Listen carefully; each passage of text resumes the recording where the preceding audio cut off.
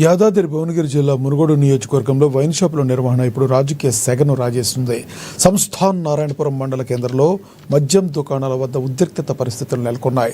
నిన్న ఎమ్మెల్యే రాజగోపాల్ రెడ్డి అనుచరులు బలవంతంగా మూయించిన షాపులను నేడు ఎక్సైజ్ అధికారులు తిరిగి తెరిపించారు.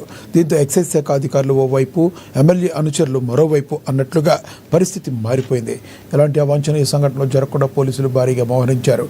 అయితే ఎక్సైజ్ అధికారులు షాపులు తెరిపించడాన్ని నిరసిస్తూ కాంగ్రెస్ నాయకులు ధర్నాకు దిగారు. మధ్యాహ్నం 1 గంట తర్వాతే వైన్ షాపులు తెరవాలని, ఇది ఎమ్మెల్యే ఆదేశమని కాంగ్రెస్ నాయకులు పట్టుబట్టారు.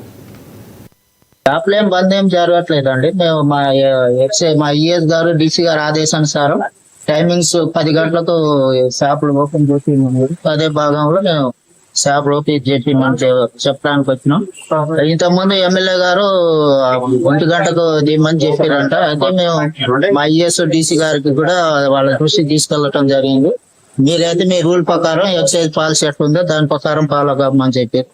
అందులో నిన్న ఏదో చిన్న ఇష్యూ అయిందంటే మేము ఇక మా ఈఎస్ డీసీ గారు మమ్మల్ని ఎన్ఫోర్స్మెంట్ వాళ్ళను కూడా జీటీఎఫ్ వాళ్ళను కూడా పంపించడం జరిగింది. ఇప్పుడు అందుబాటులో ఉండి వాళ్ళ దగ్గర ఉండి తీపిమని చెప్పి అందులో భాగంగా మేము రావటం జరిగింది.